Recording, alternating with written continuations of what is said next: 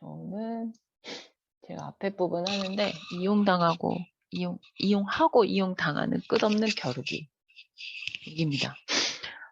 식물에게 유인원은 어떤 존재 이러면서 시작을 하는데 식물이 이제 선택적으로 자기의 씨를 누구한테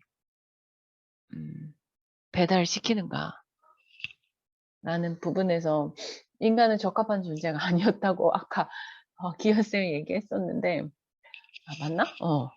왜냐면 그냥 여기서 나오는 거는 그냥 뭐 과일이든 뭘 먹고 그냥 그 인근의 씨를 버리지 새는 얘를 먹고 소화시키고 배설하는데 일단 거리를 인간보다는 더 멀리 가서 분포를 시키잖아요. 배설을 하잖아요. 씨를 뭐 떨어뜨리니까 인간은 적합하지 못했다. 배달원의 기능으로. 그래서 탈락한 존재였고 그러면서 네, 뭐 인류의 극적인 발전에서는 예전에 이제 울창한 숲이 몸을 숨길 수 없는 그런 초원으로 변하면서 유인원이 직립보행을 하게 되고 왜냐하면 이제 일어서서 자기를 해치는 누군가 오지 않나 이렇게 봐야 되는 필요에 의해서 아까 석공님이 막 그래서 직립보행을 하게 되고 불과 도구 등을 사용해서 이제 적에 대항하게 됐다 이런 얘기가 나왔고 그다음에 벽과 식물은 인류의 아군이다라고 얘기 나왔는데 아까 또 까먹었다. 그 유리 성분이 되는 규속? 그게 그 잎 부분에 그렇게 있다고 나와 있는데 그 벽과 식물이 표류에게는 그런 식으로 먹히지 않도록 진화되었는데 이게 그리고 씨가 밑으로 땅으로 떨어지지 않는 거잖아요.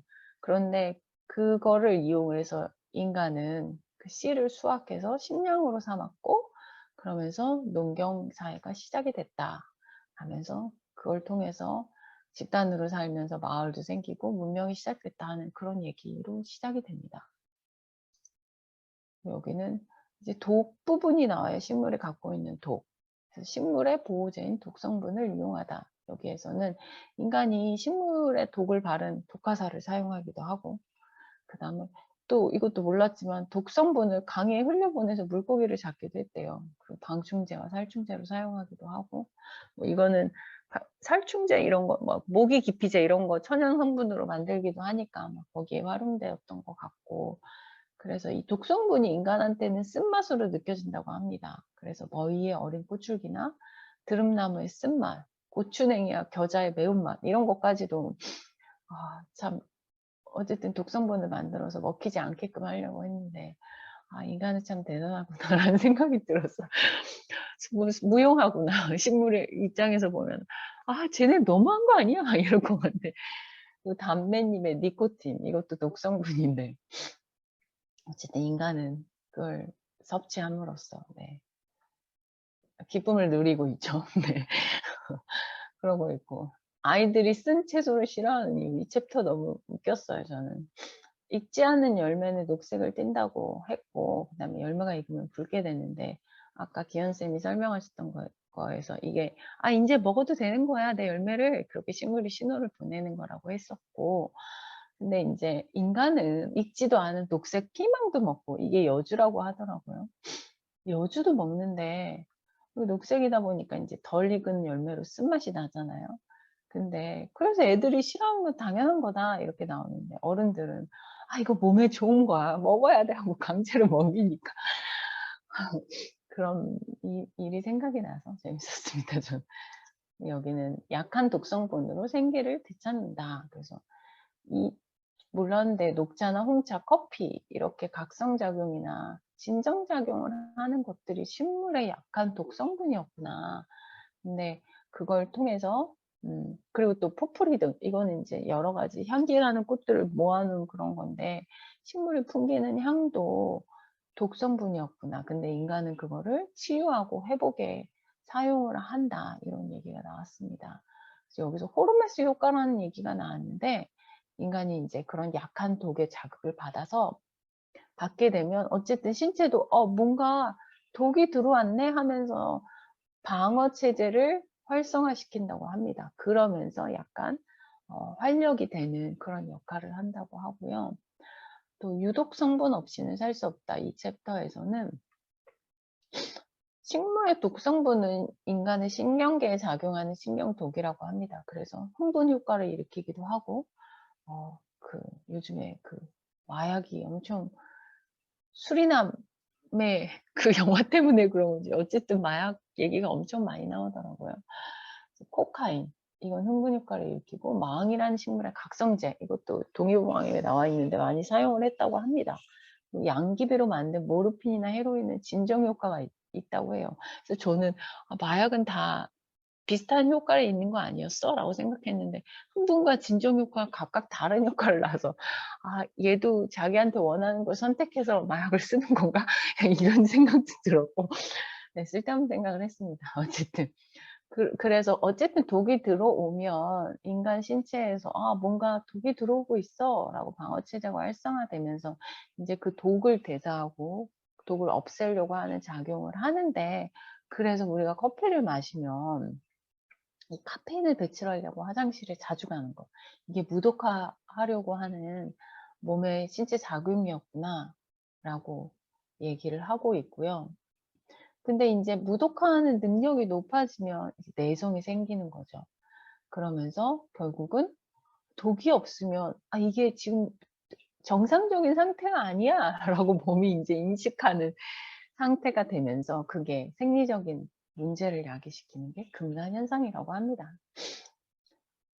유독 성분은 왜 인간을 행복하게 하느냐, 여기에서는 그 무독화하는 과정에서 신체에서 몸이 이상이 느꼈다고 생각해서 뇌가 엔도르핀을 분비를 한대요. 근데 이게 몸의 피로와 통증을 완화시키는 기능을 하기 때문에 거기서 도치감과 쾌감을 느끼고 중독이 생긴다고 합니다. 네. 그리고 인간을 감쪽같이 속인 농작물의 음모, 여기까지였는데 이게 식물이 이제 다양한 전략을 구사하면서 분포를 자기의 영역을 막 확대시키잖아요. 예쁜 꽃을 만들기도 하고 그러면서 자기의 수분을 하게끔 하는 그런 매개체를 유인하거나 아니면 열매를 먹게 해서 달콤하게 만들어서 새로 하여금 먹게 하는 그런 식으로 다양한 전략을 구사를 하는데, 그 예 중에서 이제 민들레는 솜털을 달아서 바람에 실어 날린대요. 아이들이 이거 부는 거 엄청 많이 하잖아. 인간으로 하여금 또 그것도 또 호기심을 갖게 해서 그렇게 얘가 작동을 한 게 아니었나, 식물이 그런 전략을 구사하는 게 아니었나 하는 생각도 들었고, 또 꽃말인 여기 이렇게 가시가 많은데 얘가 이제 동물이나 이제 사람이 지나가면 옷이나 털에 붙는데요. 그러면서 이게 떨어져서 그렇게 영역을 확대시키는 그 전략으로 이렇게 가시가 돋아난 것도 있고, 또 여기서 마지막으로 재밌었던 거, 인간이 재배하는 식물은 인간이 얘를 인위적으로 멀리 전 세계로 분포시켜. 이게 다 식물이 인간에게 자기의 그 자손을 전 세계로 확대시키려고 하는 전략 아니야? 이렇게 마지막으로 나와 있어서 그게 그다음에 재밌었습니다. 제가 하는 영상을 부분을 해보도록 하겠습니다. 제가 이제 그 전략과 잡초라고 되어 있고, 이제 민들레 그 잡초 부분인데요. 아까 그 영상에서 몇 개가 이렇게 잡초가 얼마나 생명력이 강한가 이런 것도 있었고, 잡초 맞게 이제 생장 전략이 되게 다채롭다 이런 영상이었는데요. 지난번에 나눴던 것처럼 잡초가 의외로 인간에게 불필요하기 때문에 잡초라고 정의되는데, 그 인간이 있는 곳에서만 자란다. 왜냐면 이 잡초가 왜 우리 그 뽑아야 된다 이런 것 때문에 불필요해서 뽑으면 그 뽑는 것 때문에 더 많이 살게 되기 때문에 이런 이상한 공생이 있다 이런 것도 재미있었고요. 그래서 잡초의 역설 같은 게 그 좀 전에 말씀드린 것처럼 그걸 광발화성이라고 하더라고요. 그러니까 더 인간이 뽑을수록 더 많이 자라난다. 그리고 잡초의 생존 전략 중에 이렇게 이제 잡초 중에 벼랑 경쟁을 하기 위해서 강피라는 애가 있대. 그래서 벼를 담자. 그래서 겉으로 보면은 완전히 이제 벼처럼 닮아가지고 사람들이 이렇게 이제 쉽게 안 뽑게 이렇게 하는 애들도 있고, 이걸 책에서는 주위 풍경과 동화돼서 그 카멜레온이나 다른 이렇게 담는 전략을 쓰는 그런 얘기도 하고 있었습니다. 그 다음에 이제 이 뒷부분이 핵심이 이제 인간과 잡초와의 관계에서 이제 재미있었던 거는 잡초학의 출현. 이거 제가 재밌었는데 잡초학이 2차 세계대전 중에 세계 잡초학회가 발족했다고 합니다. 여러분 들어보셨나요? 한국에도 잡초학회가 있더라고요. 근데 이게 잡초학회의 목적은 잡초를 없애기 위해서 만들어진 거예요. 잡초를 이해하기 위해서가 아니라 어떻게 이제 박멸을 할 것인가. 그래서 이제 그것도 만들어지고 여러 가지 재미가 있죠. 2차 세계대전이 이렇게 이제 뭐 홀로코스트 이런 문제도 있고 하니까 박멸해야 된다라는 이 생각 자체가 전면적으로 지금 생명에게 다 가고 있다는 그 때이기도 하고 2차 세계대전 중이 그리고 그게 이제 인간에게까지 미쳐서 식물 중에 뭔가를 없앨 수 있다면 인간 중에 뭔가도 없앨 수 있다. 이거 이제 나란히 같다 이런 생각도 해보게 됐습니다. 그 다음에 이제 그 2차 세계대전 중에 그 제초제 이런 게 이제 본격적으로 상품이 됐는데요.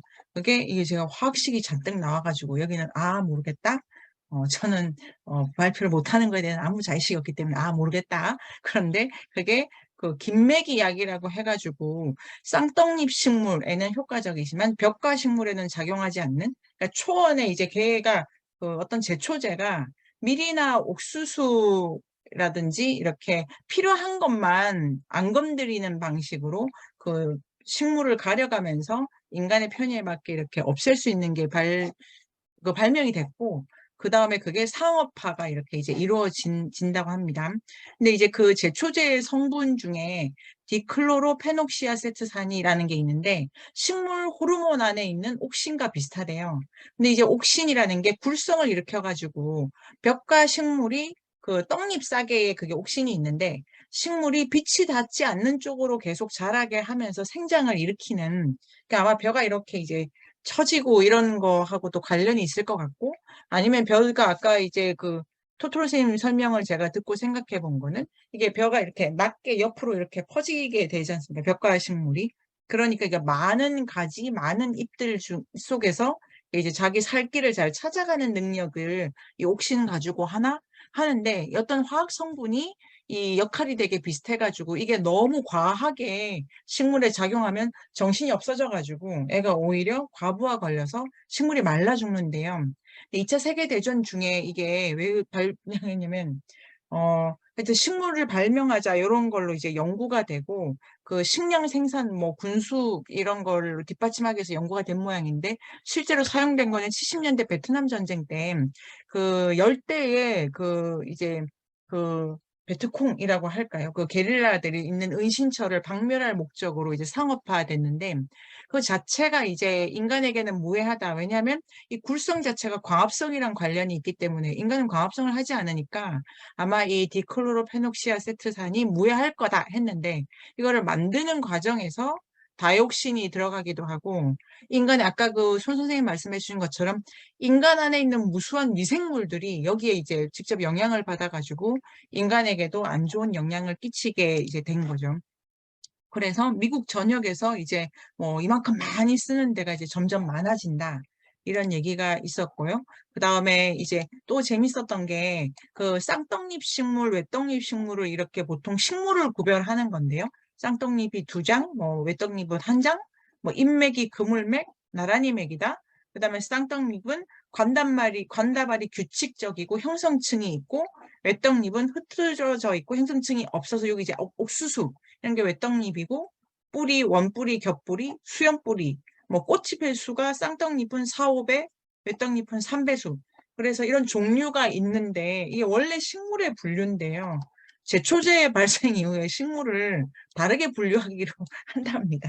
그래서 광엽잡초와 벽과잡초로 그러니까 어떠한 제초제를 쓸 수 있는가 안 쓸 수 있는가의 기준에 따라서 식물도 좀 다르게 분류를 해가지고 사람들이 말하고 바라본다. 이게 이제 그 재미가 있어서 저는 재미가 있었고요. 그 다음에 그 아까 그 이제 그런 걸로 이제 그 제초제가 원래 이제 여기 이제 발암 물질이 된 거죠. 근데 원래는 50년대에 그 이제 이게 본격적으로 상업화될 때 원래 이제 개발 당시에는 금속 물질을 제거하는 용도로 사용이 됐는데 이게 이제 식물에도 영향을 가지고 있다 이런 식으로 이 DDT와 함께 이 고엽제를 만든 회사인 몬산토에서 이걸 제초제를 만들어 가지고 이제 팔았는데 제초제 자체가 이렇게 제초제를 팔면서 이게 이제 점점 제초제를 뿌리니까 저항하는 애들도 나오지 않습니까? 길 잘 이렇게 방어 전략을 내성이 쌓인 거. 그래서 그거와 함께 연구를 하다가 이 유전자 조작을 해가지고 거기에 더 내성을 안 받도록 이렇게 유전자 조작한 어떠한 그 옥수수를 만들어내기도 해가지고 이 제초제 회사가 유전자 조작콩하고 제초제하고 세트로 1+1 형태로 판매를 하게 된 거죠. 그래서 이게 지금 이상한 되먹임이 돌아간다는 얘기를 이제 제가 뉴스 서천 알기 쉬운 GMO의 얘기 여기서 이제 보게 되어 왔고요. 그래서 유전자 조작 농산물하고 오히려 이제 그 제초제 영향을 안 받는 농산물과 제초제를 이렇게 같이 이렇게 팔게 되는 상품이 되는 부분도 알게 됐고, 그래서 GMO 이런 게 이제 또 뭔가 이런 얘기를 했는데, 아까 좀 전에 말씀드린 것처럼 이게 이제 유전자 조작을 한 게 제초제 영향을 받지 않기 위해서 처음에 시작된 거다 이런 얘기가 있었습니다. 그런데 그래도 이제 강한 내성의 잡초 같은 게 생겨서 뭐 홀스위드라고 하는 게 사진을 이렇게 과장한 거긴 할 텐데요. 어떤 경우에도 자라는 슈퍼 잡초 같은 게 만들어지는 걸 보면 자연은 이제 계속 자기식으로 전개해 나가는 거고요. 마지막에 나오며에서 이제 그 나오며의 제목이 싸움 속에서 마치며 이렇게 책에 되어 있더라고요. 그래서 이제 그 마지막에 자연계의 공진화에 이제 시작하면서 이 선생님께서 규칙도 도덕도 없다. 그렇기 때문에 이제 싸운다 이런 이미지를 부각하시는 것 같고, 이기적으로 행동하고 상처받고 속이고 죽이고 계속 싸운다 이런 식으로 말하시지만 끝에서는 이렇게 이제 읽어보면 그 싸우는 그 와중에 이제 아까 그 제가 말씀드리고 생각해 본 것처럼 개성도 찾게 되고 서로 최적화돼서 만나는 양식 같은 걸 만들어낸다 이런 것도 알고, 그 다음에 이제 제가 느꼈던 거는 적과 친구가 뭐 따로 있는 게 아니니까 원래 적이었는데 걔 덕분에 살아가게 되는 거기도 하다는 생각이 들고, 또 이제 책의 뒷부분에 이런 얘기도 있었는데요. 너무 식물 제초제, 그 다음에 이제 농업 자체가 석유 많이 쓰다 보니까 아까 손 선생님 말씀하신 것처럼 식물이 없던 시대로 지금 되돌아가고 있다. 이런 얘기도 있었습니다. 그래서 그런 토토로 선생님 어떠십니까? 아, 저도 갑자기 훅 들어가지고. 네네. 근데 되게 재밌어. 책이 막 그렇게 엄청나게 어렵지 않은 책이라 가지고 이해가 되고, 뭐 이렇게 실제 접할 수 있는 그런 식물들 이야기가 많아 가지고 되게 재밌게 읽었던 것 같아요. 그리고 이 선생님 전공이 잡초학이라고 그러셨잖아요. 네. 그래서 잡초에 대한 되게 특별한 애정이 있으신 것 같아요. 네네. 저는 그 이름도 재밌고, 잡초라니. 근데 이제 끝부분에 근데 왜 일본 사람들은 잡초 같은 걸 되게 좋아할까? 되게 아이러니죠. 막 뽑아대는데, 그런 존재를 되게 능력이 뽑히지만 뽑히지 않는 그런 것도 재미있고, 생명력? 이런 생각도 하게 되고. 저 아까 연주생 발표회 푸 있지 않습니까? 아니, 걔가 인간의 호기심을 읽은 거야? 그러니까 그거를 들으면 사람이라면 한번 물어볼 거라고 생각한 거 아니에요? 대단해. 머리가 정말 어떻게, 그 연주쌤의 해석도 네, 포인트가. 많이 불어보셨죠? 안 보세요? 많이 바람에도 진짜 많이 날리잖아요. 저희 동네 걔네들 되게 많이 피는데 바람 세게 부는 날은 막 이렇게 허옇게 날아다니는 게 보일 정도로 날아다니고.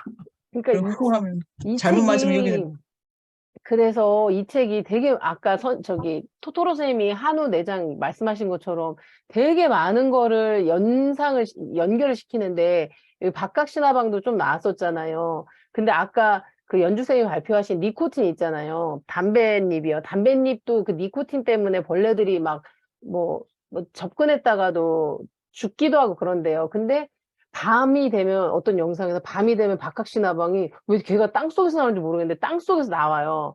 그러더니 막 옆에 붙어 있다가 막 얘를 이제 거기다 애벌레를 낳고 그 애벌레가 이미 이제 면역이 돼 있는 거예요. 박학신화방이 이 독성을 얘는 너무 여기에 잘 이렇게 최적화돼 있다고 해야 되나? 아무튼 그래서 얘는 근데 이게 그런 것처럼 아까 선생님이 한호 하셨던 것처럼 박학신화방을 연구해봐야겠네? 뭐 이런 생각이 드는 것처럼 연결이 여기저기로 막 잡초로 막 사방으로 되는 것 같아요. 이 아니, 그럼 책이. 박학신 아방은 그 담배 중독이야, 그럼? 그 니코틴 중독자야. 아, 이랬어. 그러면 그 아! 흡연자들 상징으로. 선생님, 맞아요. 근데 또 신기한 건 담뱃잎이 그 애가 공격하면 걔도 또 SOS 신호를 보내면 어떤 아주 작은 벌레가 또 날라와요. 그래서 이 애벌레를 공격해요. 그게 되게 신기해요. 얘네들 아무튼 너무 흡연자들을 위한 진압, 이렇게. 근데 아, 막 아까 그 독성분 이야기 나왔을 때 막 커피 저도 막 매일 마시는데 독에 중독된 거였어요. 맞아요. 그 부분 되게 재밌었어요. 자기 보호하려고 이렇게 했는데 저도 이제 막 그런 약간 씁쓸한 거 되게 요즘 좋아하거든요. 맞아요. 여주도 되게 좋아하고 그래가지고 되게 잘 사 먹거든요. 지금 철이라 가지고 아 나는 그런 독이 좋아하는 거였어. 막 이러면서. 이용당하고 계시네요. 아, 우리 다.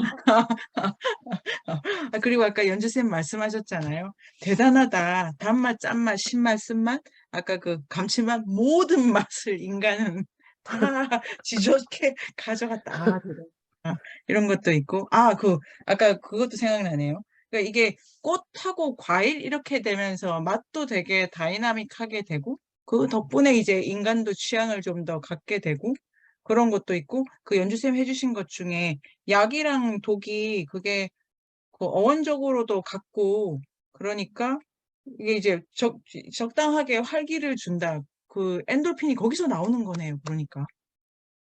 참. 그래서, 그래서 세상이 이렇게 그 양면적이라기보다 이렇게 이제 그 편향해서 볼 수 없는 부분도 있고요. 손 선생님은 어떠십니까? 이 책을 끝내보시기도 했고, 세미나도 이렇게 같이. 선생님 소리가 꺼져 네. 있습니다. 선생님 소리, 네.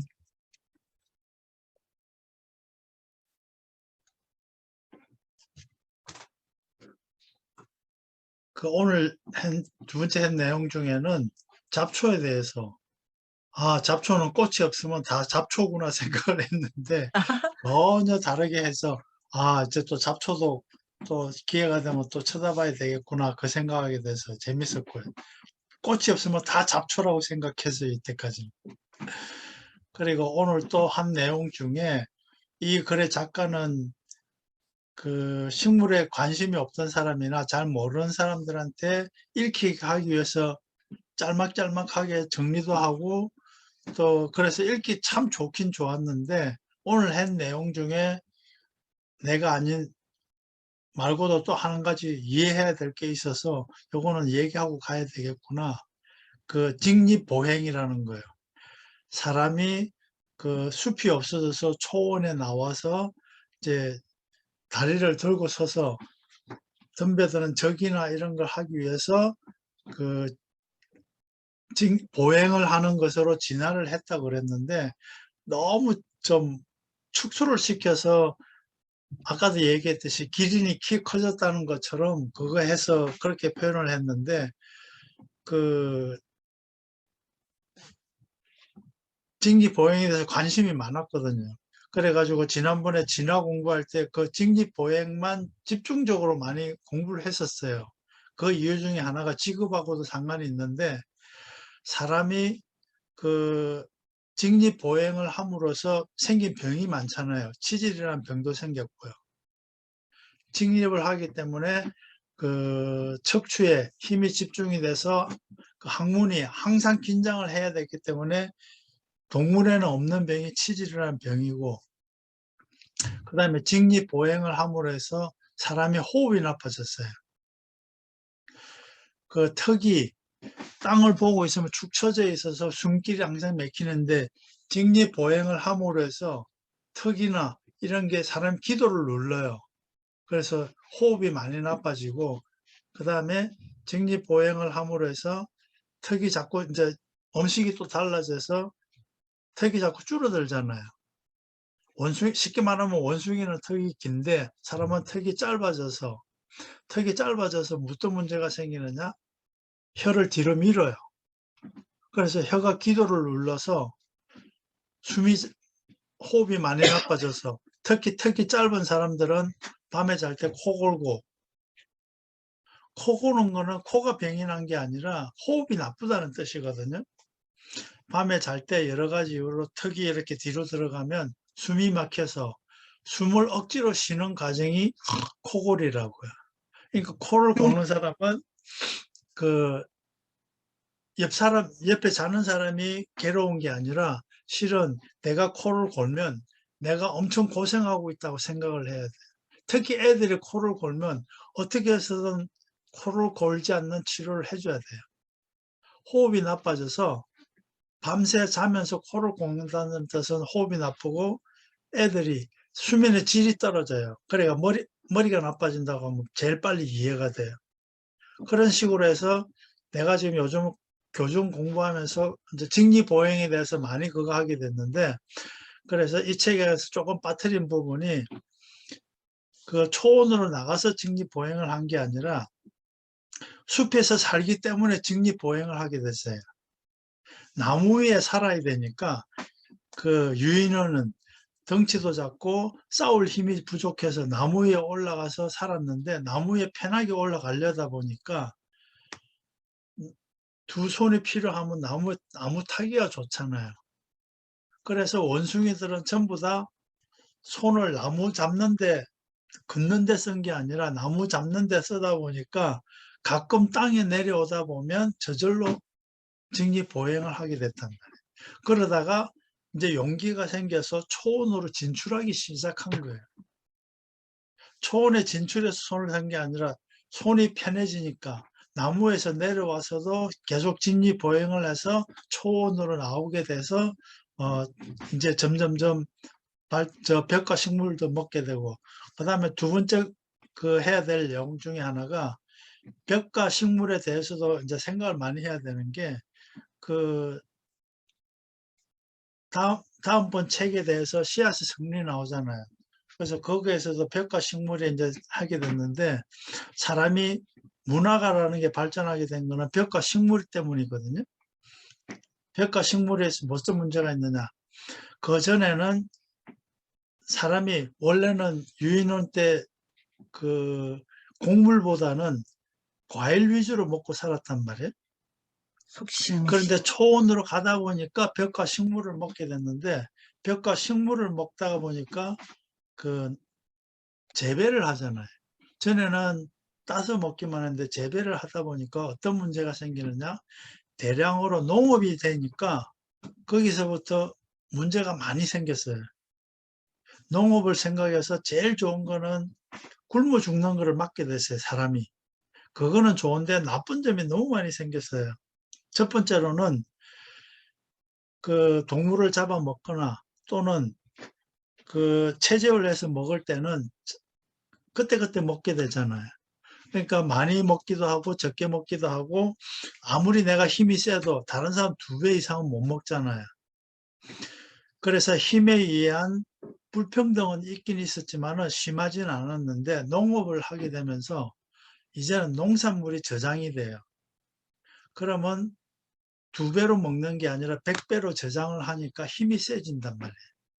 그래서부터 사람이 계급이 생기고, 그 모든 불평등의 원인이 그 농경 문화로부터 시작됐다. 다음 편 예고네요. 예고네. 그걸 보면서 아까 사람이 직립보행을 하면서 두 손을 쓰게 되고, 그것부터 또 벽과 식물을 관련돼서 되게 호기심 있게 읽어서, 이 부분에 어떤 이야기 할까 그랬더니 이 책 작가를 마찬가지로 짧게 지나가서 다음번에 또 할 내용이 재미있어졌습니다. 네, 우리의 손을 원래 민들레 날리려고 한 건데 그걸로 땅을 갈아버리다니. 이렇게 해가지고 마무리를 일단 이 책을 가지고 이제 해보고, 식물에 대한 얘기는 계속 이어지니까요. 기현쌤, 토토로쌤, 그 범위를 나눠주시겠습니까? 이 책을, 그 다음 책을 3회에 걸쳐서 하게 됩니다. 그래서 네.